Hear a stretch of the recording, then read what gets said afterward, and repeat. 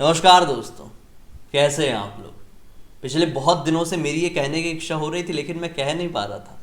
Bloody सत cake और हैरान कर देने वाले बहुत ही ज़्यादा खौफनाक और डिफरेंट एपिसोड में आप सभी लोगों का बहुत बहुत स्वागत है। दोस्तों, आज के इस वीडियो में आप सभी लोगों के सामने बहुत दिनों बाद एक ऐसी अजीबोगरीब भूत की सच्ची घटना की सच्ची कहानी लेकर आ गया हूं, जिस सुनने के बाद आप लोग थोड़े इमोशनल होने के साथ साथ थोड़े घबरा भी जाएंगे। जी हाँ, ये घटना है ही इतनी ज़्यादा डिफरेंट सी। दरअसल ये घटना की शुरुआत होती है जुलाई के महीने से 1979। जी हाँ, ताहिरा नाम की एक लड़की जो कि अपने परिवार में काफ़ी ज़्यादा मस्त थी, स्वस्थ थी, किसी भी तरह की कोई परेशानी नहीं थी।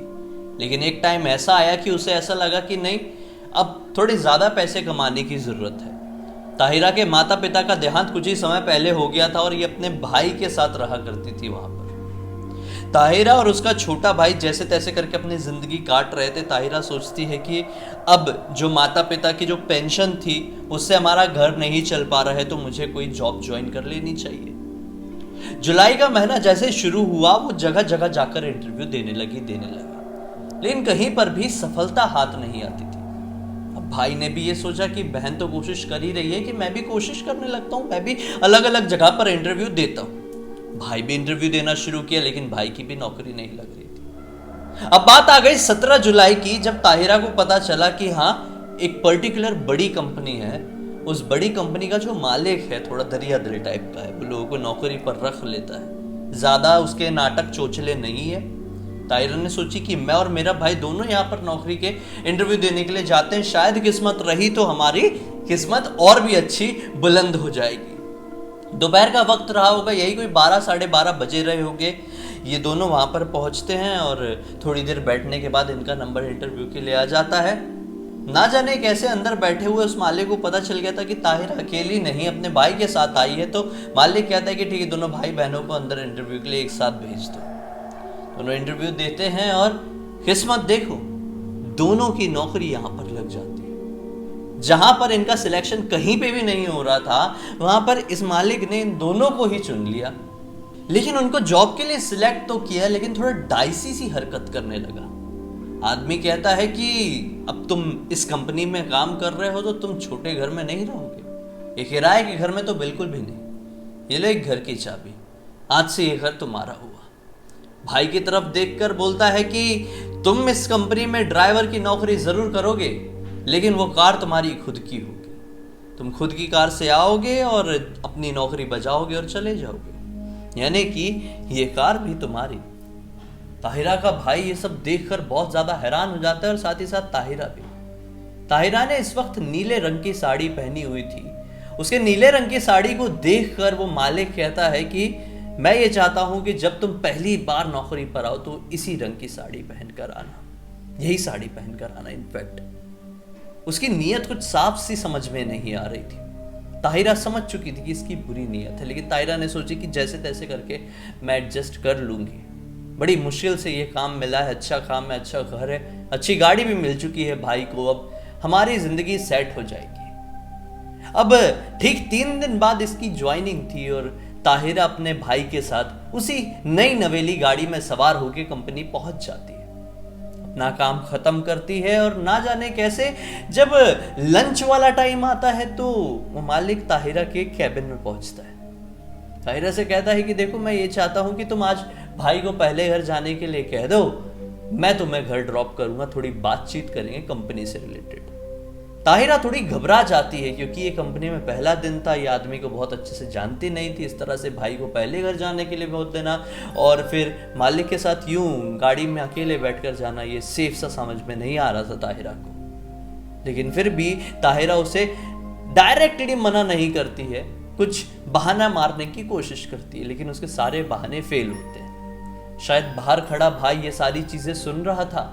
अचानक से भाई एंट्री लेता है और भाई कह देता है कि सर हमें जल्दी जाना है और ऐसा ऐसा काम, मतलब भाई कोई एक अच्छा सा बहाना बताता है। यहाँ पर मालिक भी तैयार हो जाता है। इनको समझ में नहीं आता है कि मालिक इतनी आसानी से कैसे मान गया जो अभी इतना ज्यादा जिद कर रहा था। शाम का वक्त होता है और ताहिरा और उसका भाई उसी गाड़ी में सवार होकर घर के लिए निकलते हैं, लेकिन घर पहुंचते नहीं। अप्रॉक्स 6:30 के आसपास उनकी टक्कर एक बड़े से बरगद के पेड़ से हो जाती है और ऑन द स्पॉट ताहिरा की मौत हो जाती है। भाई भी अधमरी सी हालत में था। जब लोग इकट्ठे हुए, उसे हॉस्पिटल ले जाया गया तो पता चला कि भाई कोमा में है और बहन ताहिरा तो मर ही चुकी है। इस वक्त इसने नीले रंग की साड़ी पहनी हुई थी। जब जांच हुई तो पता चला कि गाड़ी के ब्रेक्स फेल हो चुके थे। अब कहानी यहां पर टर्न लेती है। उस दिन के बाद से ही ये जो कंपनी का मालिक था, ये बहुत ही डरा सहमा रहने लगा, बहुत ही ज्यादा घबराने लगा। शायद उसे इस बात का डर था कि जो कुछ भी हुआ, ये सारी चीज का इंजाम इसी के ऊपर आएगा। इन सारी चीजों के पीछे छिपी हुई थी एक अजीब और गरीब सच्चाई, जिसकी किसी को भी कानो कान खबर नहीं थी। ये जो घटना हुई, इस घटना के ठीक 1 साल बाद इस कंपनी का मालिक अपने काम खत्म करके अपनी कंपनी से घर को लौट रहा था। वक्त वही रहा होगा, 17-18 जुलाई 1980, शाम के 6:30 के आसपास का। अचानक से इसकी कार भी उसी बरगद के पेड़ को टक्कर मारती है और ऑन द स्पॉट उस आदमी की भी मृत्यु हो जाती है। लोग मौका वारदात में पहुंचते हैं, उसकी डेड बॉडी को बाहर निकाला जाता है और जब तहकीकात और पूछताछ होती है तो पता चलता है कि उस वक्त 2 पुलिस वाले राउंड अप में भी थे। उन दोनों पुलिस वालों ने उस कार के अंदर एक नजर मारकर देखे थे। जी हाँ, उस समय उस कार के अंदर एक नीले रंग की साड़ी पहनी औरत बैठी हुई थी। मौका वारदात से सिर्फ 10 कदम की दूरी पर एक किराने दुकान वाला भी था। उसका यह कहना था कि उसने अपनी आंखों से उस बरगद के पेड़ के पास एक नीले रंग की साड़ी पहनी औरत को देखा था। अब ये कैसे पॉसिबल हो सकता था कि गाड़ी के अंदर भी नीले रंग की साड़ी पहनी औरत बैठी हुई है और गाड़ी के बाहर भी उस बरगद के पेड़ के नीचे भी नीले रंग की साड़ी पहनी औरत खड़ी हुई है। शायद ये दोनों ही मंजर उस कंपनी के मालिक ने अपनी आंखों से देखा था और ये सारी चीज सहन नहीं कर पाया और अपना आपा खो दिया और उसने ब्रेक की जगह एक्सीलेटर दबा दिया और तेजी से उसकी गाड़ी बरगद के पेड़ को जाकर ठोस मार दी और उसकी ऑन द स्पॉट मृत्यु हो गई। लोगों ने तरह तरह के तर्क निकाले, लेकिन जब फॉरेंसिक जांच हुई तो लोगों की आंखें फटी की फटी रह गई। क्योंकि फॉरेंसिक जांच में किसी भी तरह के हार्ट फेल के कोई निशान नहीं, किसी भी तरह के चक्कर आने के, सदमा पड़ने के कोई निशान नहीं। अचानक से वो अच्छा खासा चल रहा था और गाड़ी इस तरह से बरगद के पेड़ में घुसा दिया। लेकिन कोइंसिडेंस बड़ा अजीब और गरीब बैठा। वही वक्त था, वही समय था और वही ऐसी साड़ी पहनी हुई औरत दिखाई दी थी जैसे कि ताहिरा पहना करती थी। खैर, इस घटना के 1 साल बाद एक और अजीब और गरीब घटना इसी रास्ते में घटी। एक मैकेनिक था, अपनी कार से काम खत्म करके अपने घर लौट रहा था। बारिश का टाइम रहा होगा, जैसे कि 17-18 जुलाई रहता है। 17-18 जुलाई 1981 ये अपने घर अपनी कार से लौट ही रहा था कि अचानक से सामने बरगद के पेड़ के नीचे एक नीले रंग की साड़ी पहनी औरत दिखाई दी। उसने हाथ मारकर गाड़ी रोकी। गाड़ी उस आदमी ने रोका, मैकेनिक ने, और औरत ने कहा कि मुझे इसी जगह पर जाना है, क्या आप ड्रॉप कर सकते हैं? मैकेनिक ने कहा बिल्कुल कर सकता हूँ। औरत बैठी, मैकेनिक ने उसकी बताई हुई जगह पर लेके, एक बंगलो था उसके सामने गाड़ी रोका। बंगलो काफी ज्यादा सुनसान दिख रहा था, बिल्कुल भूतिया टाइप का। वो बंगलो की तरफ देख ही रहा था, इंतजार कर रहा था कि अब वो औरत गाड़ी से उतरेगी और अपने बाजू में नजर डालता है तो क्या पाता है कि बाजू में तो औरत बैठी ही नहीं। वो औरत उसके बाहर, गाड़ी के बाहर खड़ी हुई है, उसके कांच वाले हिस्से के पास।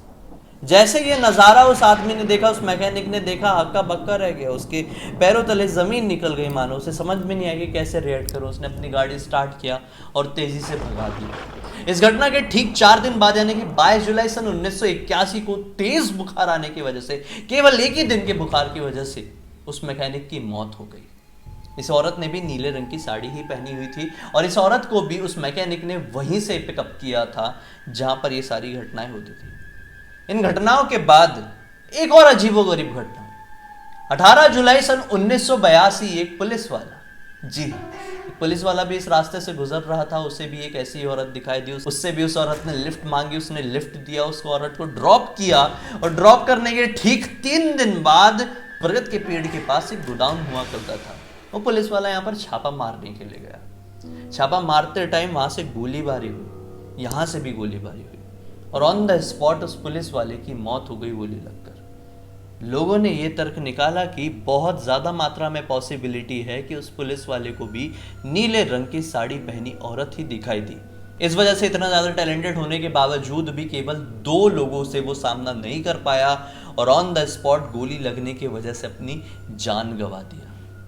वो दिन था और आज का दिन है। तब से लेकर आज तक उस रास्ते से कोई भी गुजरने से पहले 50 बार सोचता है, खासकर शाम के 6:30 से 7 बजे के आसपास तो वहां से कोई भी गुजरना नहीं चाहता है, क्योंकि ये सारी की सारी घटनाएं ताहिरा से शुरू हुई और पुलिस वाले तक जो भी घटनाएं हुई हैं 6:30 से 7 बजे के आसपास 17 या 18 जुलाई को ही घटी है।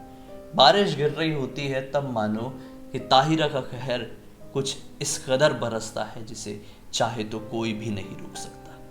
आपको क्या लगता है? अपनी राय कमेंट सेक्शन में जरूर बताइए। ये सारी चीजें हो रही है केवल और केवल ताहिरा की वजह से ही हो रही है, या फिर ये सिर्फ और सिर्फ एक ऐसा कोइंसिडेंस है जिसे इस दुनिया में कोई भी नहीं समझ सकता? मुझे आपका इंतजार रहेगा कमेंट सेक्शन में। चलिए दोस्तों, अब तक इस वीडियो को देखे तो लाइक जरूर कर देना, चैनल को सब्सक्राइब करके बेल आइकन दबा के ऑल के ऑप्शन में क्लिक करना, क्योंकि इसी तरह के हैरान कर देने वाले खौफनाक वीडियोस आप लोगों के सामने डेली लेके आते रहता हूँ। इन सबके लिंक इस वीडियो के डिस्क्रिप्शन बॉक्स में मिल जाए, क्लिक करके डायरेक्टली वहां पर पहुंच जाना। और आपके पास भी कुछ इसी तरह की कहानी या टॉपिक है तो लिख भेजिए, हो सकता है मेरा अगला वीडियो आप लोगों की कहानी या टॉपिक के साथ ही बन रहा हो। चलिए कल फिर से मिलता हूँ, तब तक के लिए बहुत बहुत धन्यवाद। आप लोग का दिन शुभ हो।